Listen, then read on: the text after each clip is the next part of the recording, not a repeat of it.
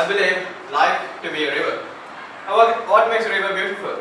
The falls and the obstacle that it crosses and the way it finds itself around the obstacles. Good evening, my dear friends at Gavelier and Cosmos. This is my ice-breaking speech. This river of my life, it started in 1994, 15th of December. That's when I was born, and my parents decided to name me Aravinda.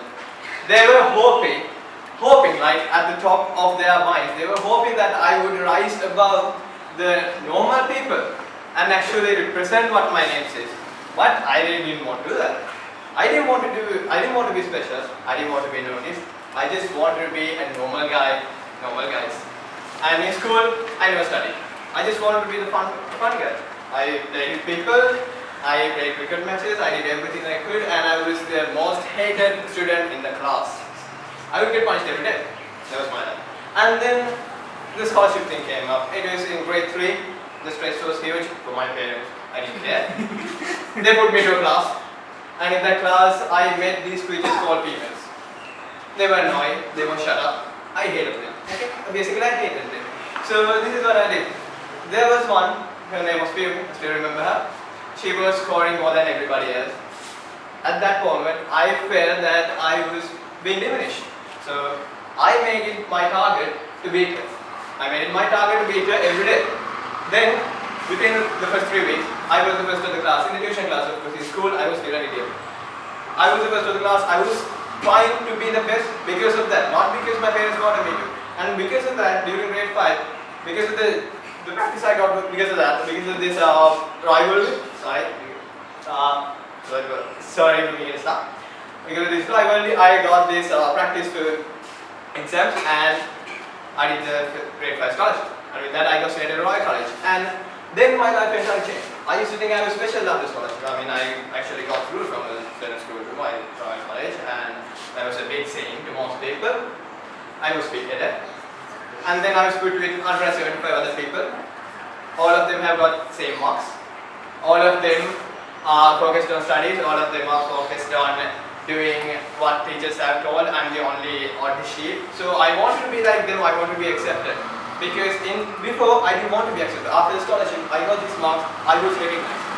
And when I got those people, the people who have the same marks as me, who are just like me, I'm not again recognized. We need to be recognized. So I studied hard. I tried to study hard. I didn't make it that far. I was like fifth of the class for the entirety of my life, and that wasn't enough. I was obsessed with this. I was obsessed with these studies, these rankings and all this stuff. I didn't realize the important things in life. I was stressed out. Grade 6, stressed out. If I start reading a number, I would just like read it for 5 minutes and then I would throw it away because I think that is not important. I would just start reading a science book then. I was that nerdy, if you can believe that. But in that journey, I figured that happiness is not there. In about grade 8, I figured that I am being treated even worse than I was treated before. Nobody liked me, everybody thought I was a freak, everybody was scared of me. And then I realized there's something called friends in there. Guys who actually try to support me, guys who were there with me all the time, even though I was being abnormal, scary, and unresponsible. I figured that these guys are much more important than studies. I figured having fun with them, having time with them, enjoying my life is more important than trying to appease my ego. So from that day onwards, my top priority became friends. From that day onwards, up to now, my best friends are my top priority. And then I came to grade 10. I made friends with everybody. Everybody was a friend of mine. And in grade 10, this wave of getting a girl hit everybody. Everybody wanted to get a girl. I had a lot of friends and all of them wanted to get a girl. And with an unfortunate incident, I knew a girl from another school who had a dude who was sitting on her, and that dude was a friend of mine. I knew her more than him. I was talking with her, that guy I got angry with. He was a friend of mine, as I thought. And then we pulled a fight. And then I decided that these people that I have are all friends. Some of them are just there for the name. Some of them are just there because I'm there. So at that point, I realized that there are levels of friends. There are people who are there just for being there. There are people who actually care. So I started separating them. I started making a social group. I started making a clique, as you could call it. People that I trust with my life. People I do anything for.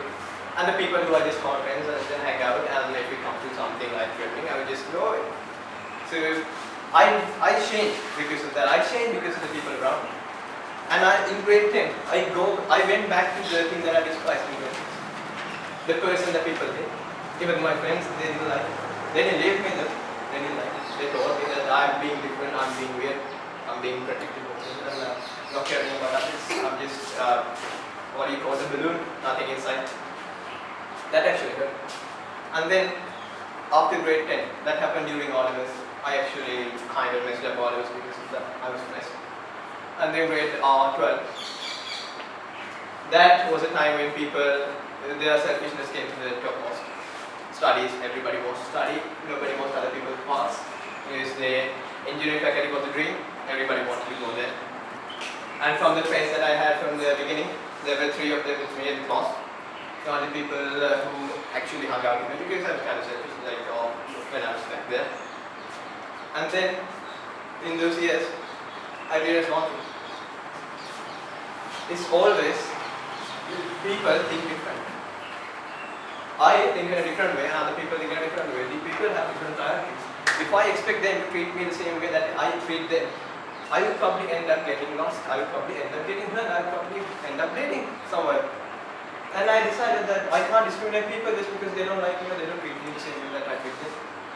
And they can't expect me to treat them the same way that they treat me because I'm not that kind of person. I just can't. I just treat them the way I treat everybody. So I'm not as special. I don't specialize people. So that moment I found myself. That moment I learned that I should be myself rather than trying to copy what everybody else is doing and trying to be the best person. That moment I realized that perfection is not possible. And that I should go on with my life. That was the most important lesson that I learned in all these years. I haven't learned anything else other than that. Honestly, not your studies. So, at the end of A-levels, I had this bunch of friends who would always be there for me, and then I had these people who I knew as acquaintances, and all of them I treated in the same way. And my life, I actually figured out that I should do better. I was happy when I came to university. I different bunch of people. That was quite an experience. Because they were quite different from other people that I met. They were pretty new, pretty... Pardon me, I'm getting stressed because of the red light. I think I should close up this page. Sorry for bothering you this much, sorry for taking your time. So, that was the story of my life. And I would like to apologize again because of my not being able to get ready. There were some technical issues with some documents that I was supposed to have. So that will be it. Thank you guys for giving me this opportunity. I hope I didn't make the time was like